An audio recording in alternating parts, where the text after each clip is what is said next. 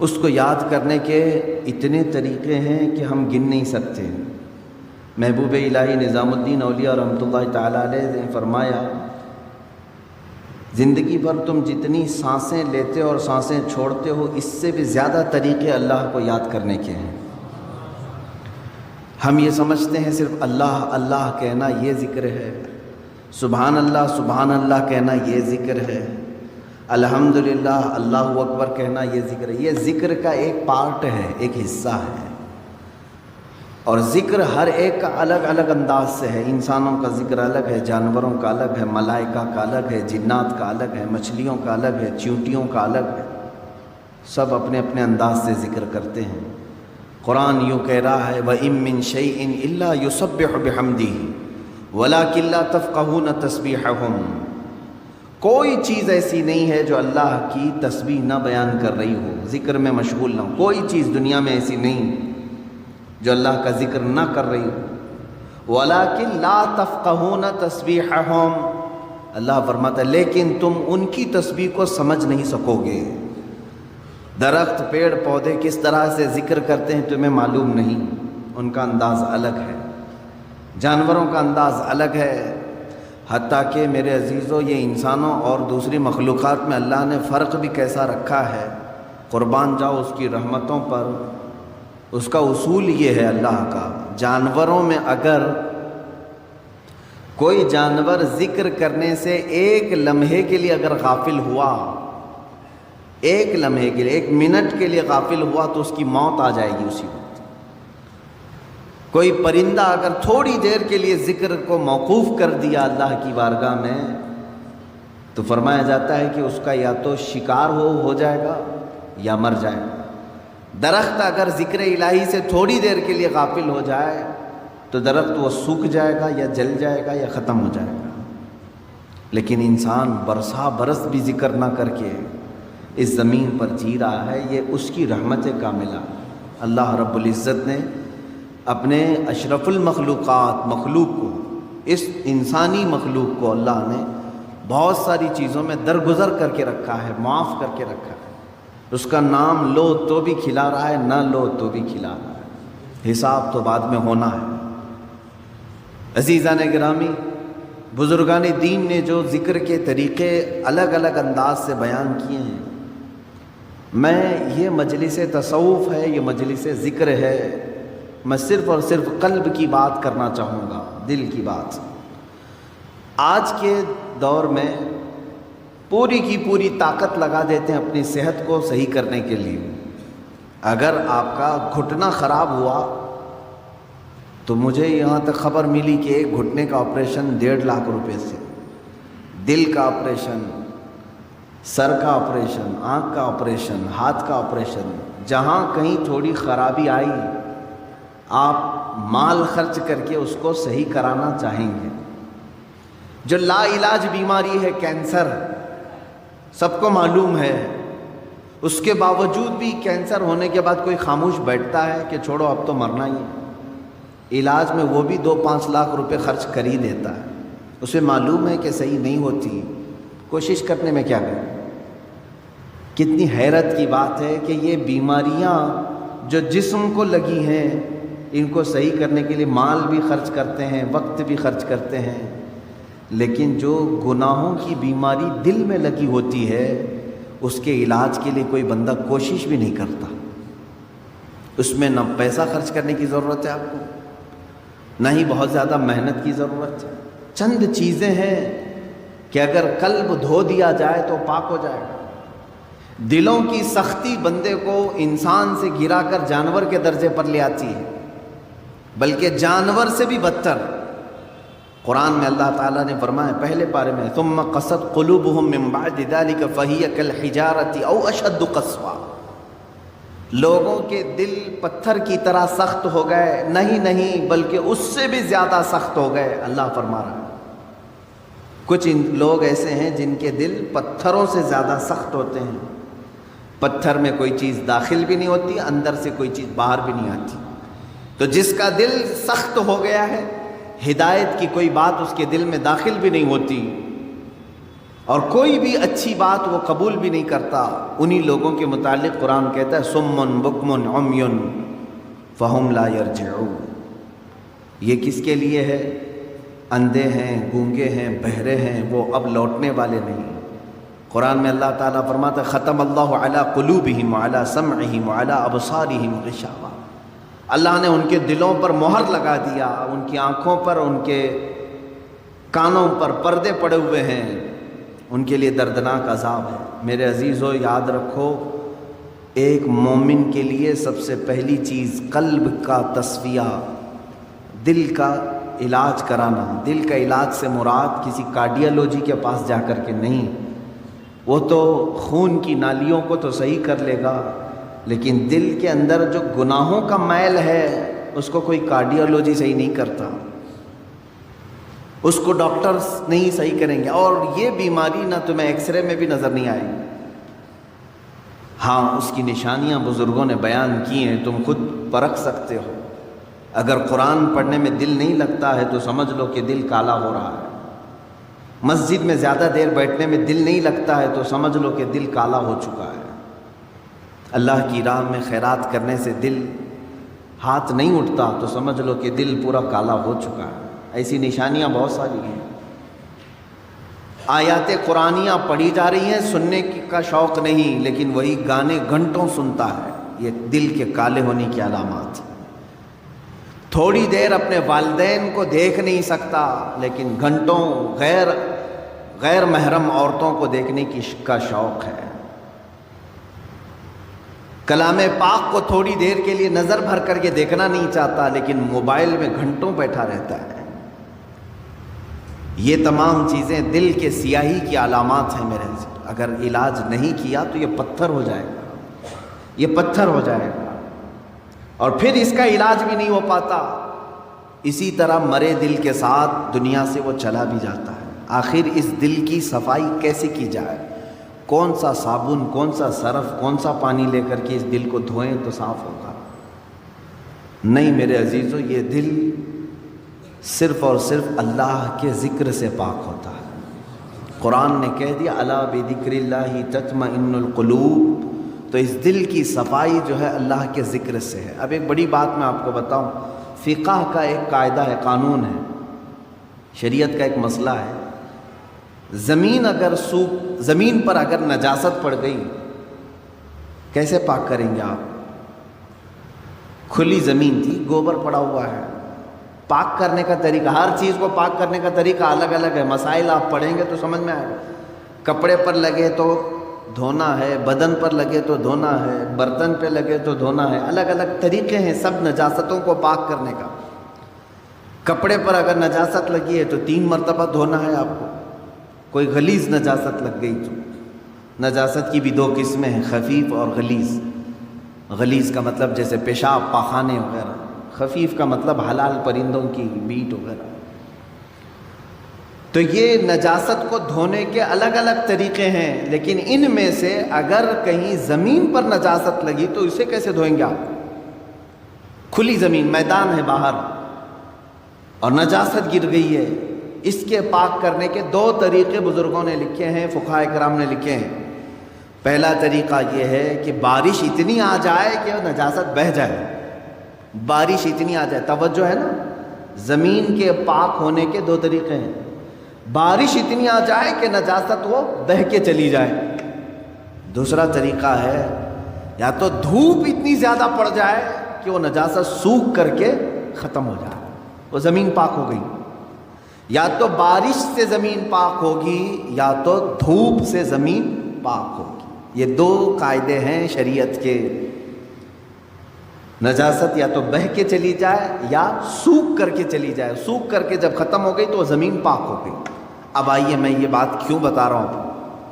مشہور صوفیہ اکرام نے فرمایا اے بندے، اسی طرح تیرے دل کی جو زمین ہے اس پہ اگر گناہوں کی نجاست لگ جائے تو اسے بھی دھونے کے 2 طریقے ہیں، اسے پاک کرنے کے 2 طریقے ہیں۔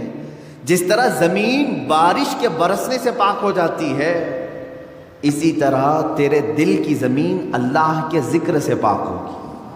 اللہ کا ذکر برسات ہے، یہ بارش ہے، قرآن کی تلاوت بارش ہے، جیسے ہی بندہ ذکر کرنے لگتا ہے اس کے قلب پر اللہ کے انوار برسنا شروع ہو جاتے ہیں، وہ نجاست بہہ کے چلی جائے گی۔ دوسری، وہ آج کے زمانے میں مشکل ہے، اگر دل کی زمین نجاست سے ملوث ہو گئی ہے، ناپاک ہو گئی ہے، ایک طریقہ میں نے زمین کا بتایا بارش کا، دوسرا طریقہ ہے دھوپ کا۔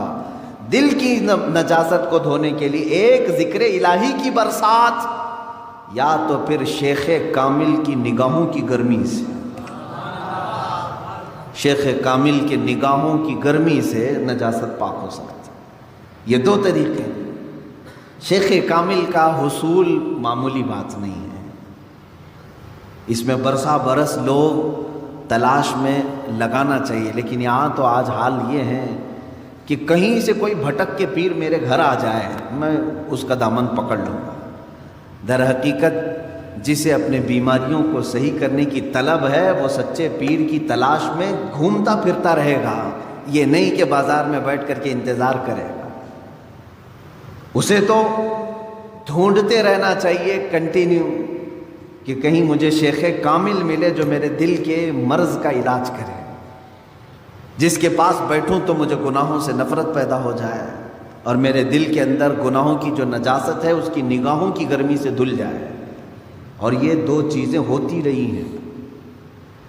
آپ کو میں یہ دونوں چیزیں اگر سناؤں، بابا فرید الدین گنج شکر رحمۃ اللہ تعالیٰ علیہ، یہ خود جو ہے اپنے، ظاہر سی بات ہے قلب میں ان کے نجاست کی بات تو میں نہیں کروں گا، لیکن انہوں نے 12 سال کنٹینیو ایک جنگل میں کھڑے ہو کر کے ذکر کیا۔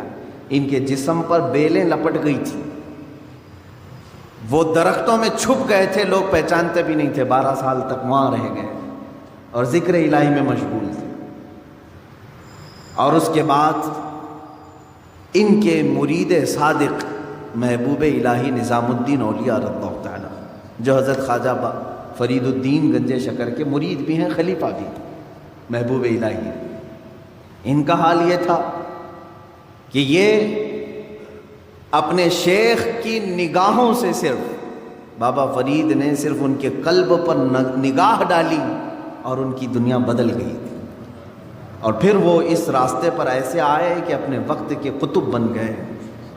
تو یہ ہوتا ہے شیخ کے نگاہ کی گرمی یا تو دلوں کو بہت پاک کر دے اور بہت اعلیٰ بنا دے، یا تو پھر ذکر الہی کی کثرت کہ بندے کے دل کو پاک و صاف کرے۔ یہ دو ہی چیزیں ہیں میرے عزیزو، یہ دو کو چھوڑو گے تو پھر یہ زمین اتنی نجس ہو جائے گی، اتنی نجس، یوں سمجھ لو کہ کوئی ایک زمین، جیسے ہمارے ہبلی کے باہر بھی کہیں ڈمپنگ گراؤنڈ تو ہوگا جہاں سارے لوگ کچرا پھینکتے ہیں، اس کے پاس سے گزرو گے تو ناک پکڑ کر کے جانا پڑے گا۔ ایک وقت ہمارے دلوں کا بھی ایسا آتا ہے کہ اتنی نجاست اس میں آ جاتی ہے کہ فرشتے قریب آنے سے کراہت محسوس کرتے ہیں، نہیں آتے فرشتے۔ دلوں کی گندگی اور غلاظت اتنی بھی بڑھ سکتی ہے، کیوں؟ ہم نے کبھی دھویا ہی نہیں اس کو، گناہ پر گناہ، گناہ پر گناہ، گناہ پر گناہ ہوتے رہے لیکن دھویا کبھی نہیں، کیا ہوگا اس کا حال؟ آپ ان لوگوں کو دیکھتے ہوں گے جو سادھو وغیرہ جن کے جٹ ہوتے ہیں بال، کبھی نہیں نہاتے بیچارے، نہیں نہانے کی وجہ سے بال پورے جمع ہو جاتے، ہوتا ہے، ایک دوسرے سے بال چپک کر کے مل جاتے ہیں، اور پھر اتنی غلاظت اس کے اندر ہوتی ہے، واللہ اعلم وہ کون سے طریقے پر چلتے ہیں، کون سا دین ہے مجھے نہیں معلوم، لیکن کنٹینیو اگر آدمی پانی بھی نہ لگائے بالوں کو تو یہ جم جاتے ہیں، ایک دوسرے سے مل جاتے ہیں اور پھر جٹ بن جاتے ہیں، کھول بھی نہیں سکو گے، زندگی بھر کاٹ کے ختم کرنا پڑے گا۔ سوچو اگر دل کو کبھی نہیں دھویا آپ نے تو اس دل کی بھی وہی کیفیت ہوتی ہے جیسے وہ بالوں کا جٹ ہے، اتنا غلیظ ہو جاتا ہے۔ اسی لیے قرآن پاک میں میرے آقا صلی اللہ علیہ وسلم کی صفت اللہ نے کیا بیان کی ہے جانتے ہیں؟ وہ رسول تمہارے درمیان آ رہا ہے، دیکھیں 3 جگہ پر آیت آئی ہے، یہ 3 جگہ پر، تینوں جگہ پر اللہ نے یہی بیان فرمایا، وہ رسول تمہارے درمیان آ رہا ہے، یعلمہم الکتاب والحکمت ویزکیہم، تمہیں کتاب اور حکمت کی تعلیم دے گا اور تمہارے دلوں کو خوب پاک کرے گا۔ حضور کی سب سے بڑی صفت اللہ نے 3 جگہ قرآن میں کیا بیان کی؟ تمہارے دلوں کو صاف کرے گا۔ دلوں کو صاف کرنا یہ میرے آقا صلی اللہ تعالیٰ علیہ وسلم کا طرہ امتیاز رہا ہے۔ وہ ایسے طبیب حاذق تھے کہ جس کے متعلق شاعر نے سچ کہا، ایک عرب نے آدمی کا بول بالا کر دیا، خاک کے ذروں کو ہمدوش ثریا کر دیا، خود نہ تھے جو راہ پر اوروں کے ہادی بن گئے، کیا نظر تھی جس نے مردوں کو مسیحا کر دیا۔ رسول کریم صلی اللہ تعالیٰ علیہ وسلم نے اپنی نگاہ نبوت سے کتنوں کو ان کے دلوں کو پاک کیا۔ کئی ایسے لوگ حضور پاک صلی اللہ علیہ وسلم کی بارگاہ میں حاضر ہوئے جن کے پچھلے زمانے کو ہم آج ذکر نہیں کر سکتے۔ عزیزان گرامی، مجھے آج اس بات کا شدید احساس ہے کہ ہم اپنی روایات بھول گئے، ماضی کی جتنی بھی ہمارے روایات تھے ہم بھول گئے۔ خاص طور پر ہندوستانی مسلمانوں کو تو ایسا نہیں ہونا چاہیے جو آج ہم چل رہے ہیں۔ کیوں جانتے ہیں آپ؟ ہندوستان میں جو اسلام آیا ہے یہ صوفیہ اکرام سے آیا ہے۔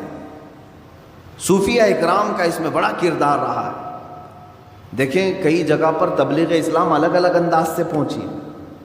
میں مانتا ہوں کہ اسلام ہندوستان میں صحابہ کے دور میں ہی آ چکا تھا، حضور اکرم صلی اللہ تعالیٰ علیہ وسلم کی حیات ظاہری میں ہی آ چکا تھا، لیکن اتنا پھیلا نہیں تھا، چند جگہوں پر تھا۔ لیکن کثرت سے جو پھیلا ہے وہ صوفیہ اکرام کے ذریعے سے۔ سلطان الہند سرکار غریب نواز رضی اللہ تعالیٰ، خواجہ قطب الدین بختیار کاکی رضی اللہ تعالیٰ، محبوب الہی نظام الدین اولیاء ہے، حضرت خواجہ علاء الدین صابر کلیری رحمۃ اللہ تعالیٰ، مخدومان ماررا، مخدومان کچوچھا، مخدوم علاء الدین پنڈوی، مخدوم جہانگیر اشرف سمنانی رضی اللہ تعالیٰ عنہم اجمعین، مخدوم جہانیہ جہاں گشت حضرت شاہ عالم قطب عالم، یہ وہ اولیاء کاملین ہیں جو تصوف کے راستے سے اسلام ہندوستان میں لائے۔ اب یہاں ان کا طریقہ کار کیا ہوتا تھا جانتے ہیں آپ؟ دیکھیں ہم بہت چینج ہو چکے آج، ہم جو ہے صرف چھلکوں پر رہ گئے اور مغز کو چھوڑ دیا۔ ہم چھلکے ہمارے پاس رہ گئے اور مغز کو چھوڑ دیا۔ ہم آج جلسے اور تقریروں میں ہیں، لیکن یہ تقریریں کس لیے ہوتی تھی جانتے ہیں آپ؟ ایک بھولے بھٹکے بندے کو قریب کر کے سمجھا کر کے اس کو ذکر الہی کی طرف لانے کے لیے تقریر ہوتی تھی۔ ابھی جیسے اس سنت پر ادا کرنے کے لیے میں کھڑا ہوں، ابھی ہمارے ذکر کی مجلس ہونا ہے، میں اس ذکر کی مجلس کے تک آپ کو پہنچانے کے لیے بیان کر رہا ہوں۔ تو صوفیہ اکرام کے جو بیانات ہوتے تھے اسی لیے ہوتے تھے۔ اب بیانات رہ گئے، ذکر ختم ہو گیا، تصوف کی روح تھی وہ غائب کر دی۔ خانقاہیں ہیں آج بھی، خانقاہوں میں سے یہ سارے ریت رواج ختم کر دیے گئے، کیونکہ بہت سارے خانقاہ الا ماشاءاللہ، سب کی بات نہیں کرتا ہوں، اب خامخواہ ہو گئے ہیں، پیر پیر بنے ہوئے ہیں، منگل بنے ہوئے ہیں، وہاں پر صرف پیروں کا حال یہ ہے دیکھا۔ پھر آپ یہ سوچتے ہوں گے کہ پیروں کا ٹاپک پھر شروع ہوا، اس لیے کہ نقصان بھی انہی سے ہو رہا ہے۔ جتنا فائدہ مشائخ اور پیران اعظام سے دین کو ہوا ہے اتنا نقصان بھی ان سے ہوتا ہے۔ اس کے لیے مجھے بتانا ضروری ہے، اگر ایک ڈاکٹر کسی مریض کا علاج کرتا ہے اور دوسرا ڈاکٹر مریض کو موت کے گھاٹ اتارتا ہے تو مجھے بولنا ضروری ہے کہ یہ ڈاکٹر موت کا کنواں بن جائے گا، یہ ڈاکٹر تیری صحت کا طبیب ہے۔ اسی طرح سے میں اس ٹاپک پر گفتگو کرتا ہوں میرے عزیز، ورنہ مجھے پرسنلی کسی بھی پیر سے اس طرح کی الرجی نہیں ہے کہ میں اس کو بار بار یہاں پر لاؤں۔ جو پیر ہے نہیں ہم تو اس کو خاطر میں لاتے بھی نہیں، لیکن جو لباس اوڑھا جاتا ہے اس کے لیے میں کہتا ہوں سب جگہ اکثر خانقاہوں میں لینا بینک ہے، اور جو آئے وہ سب وہاں جمع کرے، اس کے علاوہ کچھ بھی نہیں۔ سب ان کا سارا مال دولت ساری چیزیں اس پر قبضہ کر کے سانپ کی طرح کنڈلی مار کر بیٹھ جائے، یہ پیر ہے۔ آؤ میں تمہیں بتاؤں، مارہرہ متحرہ میں اعلیٰ حضرت جہاں سے بیعت ہوئے تھے 12 سال تک مجاہدہ کراتے تھے، خانقاہ میں رکھ کر کے تب خلافت دیتے تھے۔ 10 سال 11 سال 12 سال، اور الگ الگ انداز کے ذکر کرائے جاتے تھے، ان کو پیاسا رکھا جاتا تھا، بھوکا رکھا جاتا، اور اگر کوئی یہ برداشت نہ کرے تو اسے کہتے تھے خدا حافظ آپ جائیے، اس راستے کے آپ مسافر نہیں۔ سید آل رسول ماراروی رحمۃ اللہ تعالیٰ علیہ جو اعلیٰ حضرت کے پیر و مرشد ہیں، ان کے پاس ایک صاحب آئے، انہوں نے کہا کہ حضور آپ کی خلافت چاہیے ہم کو، اور تصوف کے سلوک کے راستے پر میں چلنا چاہتا ہوں۔ کہا آپ آج ہی تو آئے ہیں، مہمان ہیں، آپ آج رہیے، کل بات کریں گے۔ ان کو گھر پر ٹھہرائے، خانقاہ میں کمرے بنے ہوتے تھے، خادم سے کہا کہ مچھلی بھون کر کے اچھی طرح سے فرائی کر کے ان کو پیش کرنا، خوب مچھلی کھلاؤ، باقی کچھ بھی مت کھلاؤ، آج یہ ہمارے مہمان ہیں۔ خادم سے کہا لیکن پانی مت دینا۔ اس نے مچھلی خوب کھلایا، پانی کا ایک گلاس بھی نہیں دیا۔ پیر و مرشد نے کہا تھا مچھلی کھلا کر کے کمرے کا دروازہ باہر سے لاک کر دینا اور تم چلے جاؤ۔ رات کو مچھلی کھلایا انہوں نے، پیٹ بھر کر مولانا صاحب نے مچھلی کھائی، اور پانی نہیں ملا۔ وہ چیختے رہے، چلاتے رہے۔ مچھلی جب پیٹ میں جاتی ہے تب بھی پانی مانگتی ہے، بہت تیز پیاس لگتی ہے، کیونکہ وہ پانی میں رہنے والی چیز ہے۔ جب پیٹ میں جاتی ہے تو تب بھی اسے پانی کی ضرورت ہے۔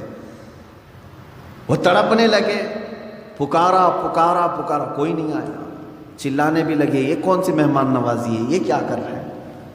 وہ بیچارے رات بھر اسی طرح پیاس کی شدت میں تڑپتے رہے۔ صبح ہو گئی، پارا گرم تھا، صبح کے وقت خادم نے دروازہ کیا کھولا کہ اس پر حملہ کر دیا۔ کہا کہ یہ بھی کوئی مہمان نوازی ہے، یہاں پر لا کر کے مچھلی کھلایا، پانی نہیں دیا، میں رات بھر تڑپتا رہا، کہاں ہے حضرت تمہارے؟ حضور بیٹھے ہوئے تھے، سید آل رسول رحمۃ اللہ علیہ، وہ چیختے چلاتے ہوئے آئے، کہا کہ یہ کیسی بدتمیزی ہے ہمارے ساتھ، آپ نے ہمارے ساتھ ایسا کیا۔ بس حضرت نے فرمایا نرم ہو جائیں، نرم ہو جائیں، آپ بیٹھ جائیں۔ اس کے بعد ان کو پانی پلایا گیا، ان کو نذرانہ دے کر کے حضرت نے کہا کہ ٹھیک ہے اب آپ جا سکتے ہیں، آپ جا سکتے ہیں۔ انہوں نے کہا یہ کل رات کیا ہوا؟ کہا اس راستے کی پہلی پیاس برداشت نہیں کر سکے، اور ذکر کے اور خلافت کے بوجھ کو کیسے اٹھا پاؤ گے؟ اب خلافت اتنی آسان کر دی گئی کہ ہول سیل مل رہی ہے، ایک کی لینے جاؤ 10 کو دے دیا جائے۔ عزیزان گرامی، اولیاء کاملین کے میں بات کہاں سے چھیڑا ہوں؟ میری بات یہ تھی کہ ہندوستان کے مسلمانوں کو کم سے کم مغز تصوف کو بھولنا نہیں چاہیے تھا، کیونکہ ہمارے ہاں اسلام آیا ہی اس راستے سے تھا۔ جانتے ہیں کہ صوفیہ اکرام اسلام کی تبلیغ کرتے تھے تو سب سے پہلے ذکر کی تلقین کرتے تھے۔ اتنے اذکار تمہارے گھر گھر میں ذکر کی آواز آتی تھی، گھر گھر میں۔ محبوب الہی نظام الدین اولیاء رحمۃ اللہ تعالیٰ علیہ کے زمانے میں ہی یا ان کے بعد غالباً حضرت اورنگزیب رحمۃ اللہ علیہ کے زمانے میں، مجھے خیال نہیں پڑتا ہے، اورنگزیب ہاں، چونکہ وہ شریعت کے بہت زیادہ پابند تھے، ان کے زمانے میں ایک بزرگ یا محبوب الہی ہوں جو بھی ہوں، دلی میں وہ اپنے چند مریدین کو لے کر خیمے کے اندر بیٹھے ہوئے تھے۔ خیمہ جانتے ہیں نا، ٹینٹ، 4 کونوں کو باندھا جاتا تھا زمین سے، زمین میں کوئی موٹا سا کیل گاڑ کر کے اس پہ خیمے کی رسیاں گاڑ کر کے رکھتے تھے۔ یہ عارضی ٹینٹ جیسے آدیواسی لوگ یا خانہ بدوش لوگ باندھتے، وہ بزرگ دلی میں خیمہ باندھ کر کے اپنے مریدین کو تلقین کر رہے تھے، اور وہاں سماج کی محفل چل رہی تھی، محفل سماع۔ محفل سماع کا مطلب یہاں بہت سارے لوگ دھوکے میں آ جاتے ہیں، ڈانس کرنے کو، رقص کرنے کو سمجھتے ہیں محفل سماع۔ بے وقوفو، تم نے اولیاء کاملین کی دھجیاں اڑانا شروع کی ہیں۔ قوالی جس طرح سے رقص اور ڈانس کر رہے، یہ محفل سماع نہیں۔ محفل سماع تو وہ تھی کہ ان کو اگر چاقو بھی مار دی جاتی تو انہیں خبر نہیں ہوتی تھی۔ محفل سماع میں کیونکہ جو حقیقی کلام پڑھے جاتے تھے اور صاحب جو پڑھنے والے ہوں باشرہ ہوتے تھے، محفل میں بیٹھنے والے اہل دل ہوتے تھے، یا نمازوں کا ٹھکانہ نہیں ہے، اور سماع سے کہاں لطف آئے گا؟ ہاں، یہ ان لوگوں کو دیکھیں آپ، یہ جتنے بھی جھومتے رہتے ہیں، ہا ہو کرتے ہیں، ڈانس کر رہے ہیں، ان کے سامنے قرآن کی 2 سورتیں پڑھو، دیکھو کوے کی طرح بیٹھے رہیں گے۔ میاں اللہ کا کلام تیرے دل پہ اثر نہیں کیا، ایک آدمی ایک شاعر کی بات پر تو جھومنے لگ گیا. کیسی ناانصافی ہے, کیسی ناانصافی ہے. جو تیرا خالق بیان کر رہا ہے وہ کلام ربانی کبھی سننے کا دل نہیں کرتا تجھے. قرآن مقدسہ سنتے ہونا یہ چاہیے کہ رونگٹے کھڑے ہو جائیں. ہاں یہ اور بات ہے کہ ہمیں اشعار اردو کے سمجھ میں آتے ہیں تو ٹھیک ہے, ہم جھومتے ہیں, لیکن یہ اس کو جو سما کہا جا رہا ہے وہ غلط ہے. سما کیا تھا وہ میں آپ کو بتاؤں. اصلی سما, دلی کے وہ بزرگ اپنے مریدین کے ساتھ بیٹھے ہوئے ہیں, سما میں مشغول تھے. سما ایک طرح کا ذکر الہی ہے, اللہ کی حمد بیان کی جاتی تھی اشعار میں. بادشاہ وقت کا ایک نگران تھا, وہ بڑے عالم دین تھے. انہوں نے کہا تھا کہ کوئی بھی اس طرح کے حرکتیں نہیں ہونی چاہیے, کہیں پر بھی طبلے بج رہے ہوں, باجے بج رہے ہوں, یہ سب ان کے ہاں الاؤڈ نہیں تھا. اس زمانے میں جو بادشاہ تھے وہ شریعت کے بہت پابند تھے. تو ان کے نگراں نے پولیس کو حکم دے دیا کہ دیکھو اس میں ایک فقیر بیٹھا ہے, 10-12 مریدین ہیں, یہاں سما چل رہا ہے, اس کیا کریں. انہوں نے حکم دیا کہ چاروں رسیاں کاٹ دو, خیمہ ان کے اوپر گر جائے. لکڑیوں کا خیمہ ہوتا تھا.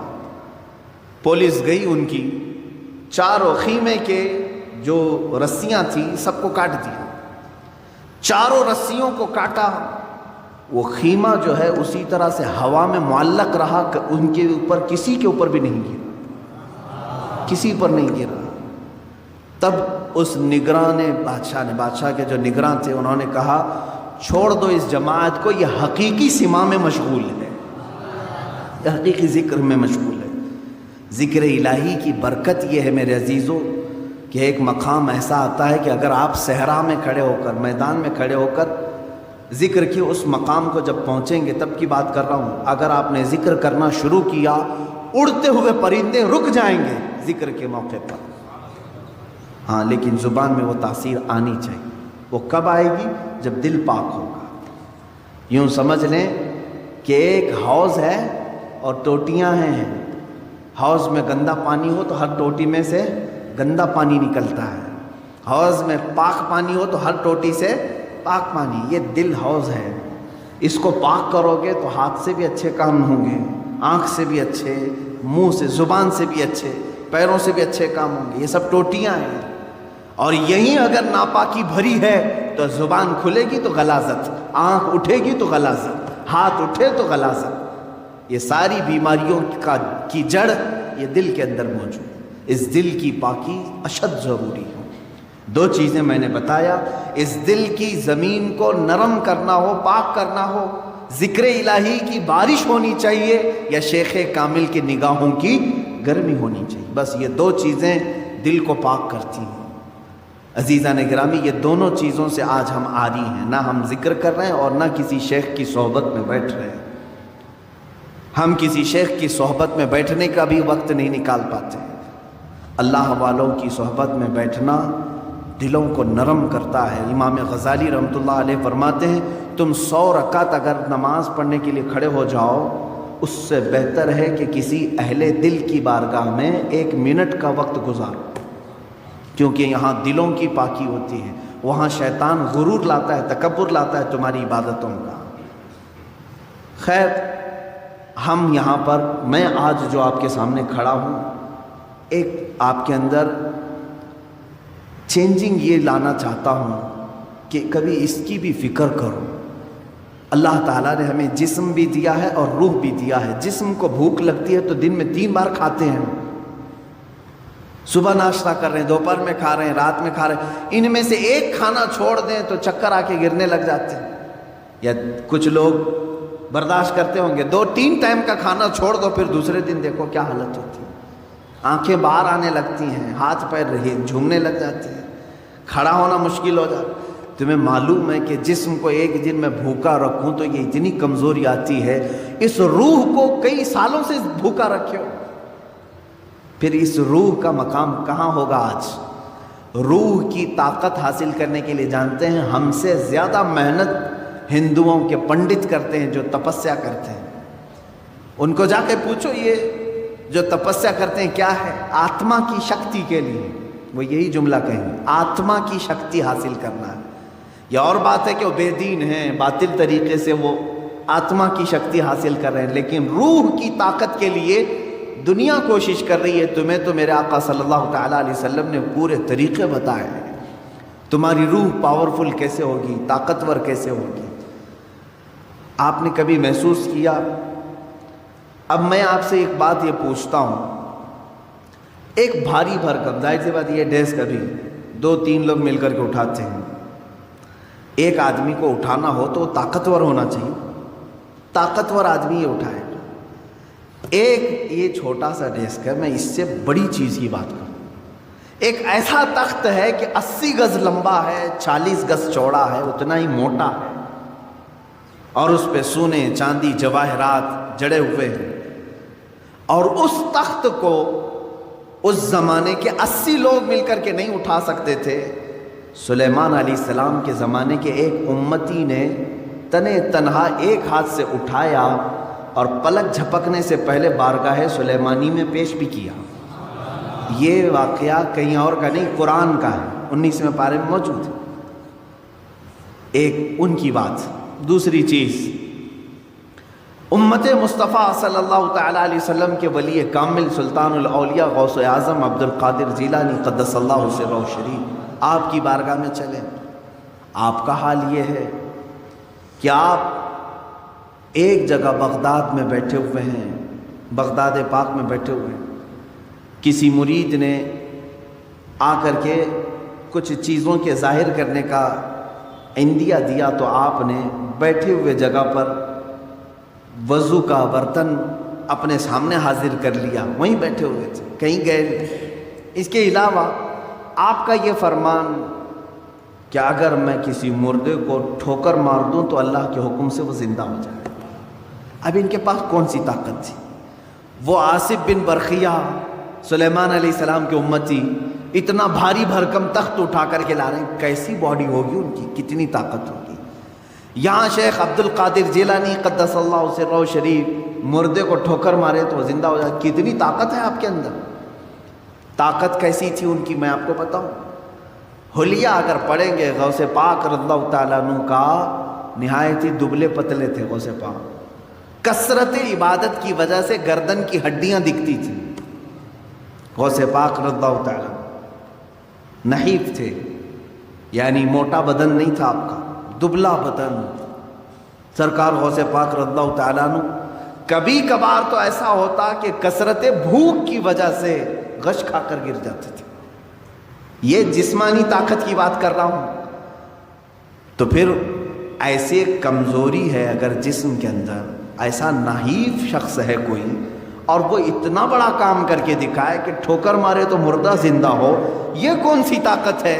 سمجھ میں آیا کہ میرے عزیزوں، ساری طاقتیں جسم کی نہیں ہوتی، کچھ طاقت روح کی بھی ہوتی ہے۔